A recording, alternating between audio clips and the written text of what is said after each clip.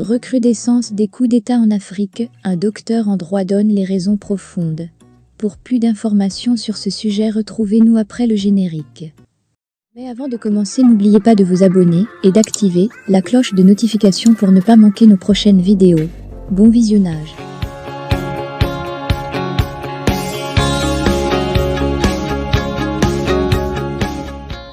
En Afrique de l'Ouest, 4 pays sont dirigés par des juntes militaires.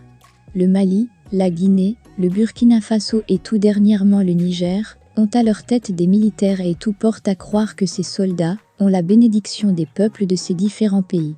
Les analystes avancent plusieurs raisons expliquant cette propension au recours au coup d'État et la British Broadcasting Corporation BBC a ouvert son canal à Djifaak Bezoukin, docteur en droit public et sciences politiques, analyste au sein du département Afrique subsaharienne de l'Institut d'études de géopolitique appliquée, IGA, à la question « Quelles sont les principales raisons de la recrudescence des coups d'État ?» Voici sa réponse. La principale raison donnée par les putschistes eux-mêmes, c'est la dégradation de la situation sécuritaire dans les pays concernés, le Mali, la Guinée, le Burkina Faso et le Niger.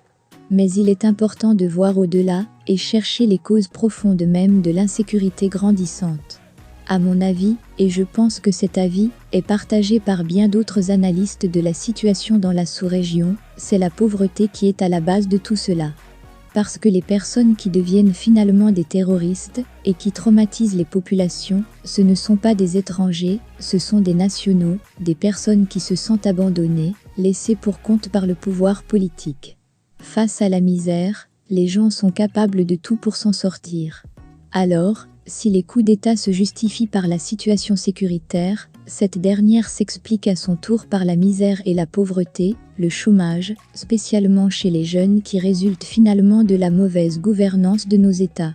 Alors, les coups d'État ne sont que la manifestation d'un mal plus profond qu'est la mauvaise gouvernance, l'absence de responsabilité de la part des dirigeants. Nous avons tendance à oublier quelque chose en Afrique, c'est que l'exercice du pouvoir politique va de pair avec la responsabilité envers la population, et qui parle de responsabilité évoque également le devoir de rendre compte de ce qu'on fait et de ce qu'on n'a pas fait. Or, combien d'hommes politiques se soucient réellement des populations quand ils arrivent au pouvoir? C'est d'abord les intérêts personnels et partisans. Il faudrait changer la conception de la politique dans nos pays car nombreux sont ceux qui rentrent en politique pour devenir riches et non pour servir l'intérêt général. Et malheureusement, c'est ce genre de politiciens qui dominent nos pays.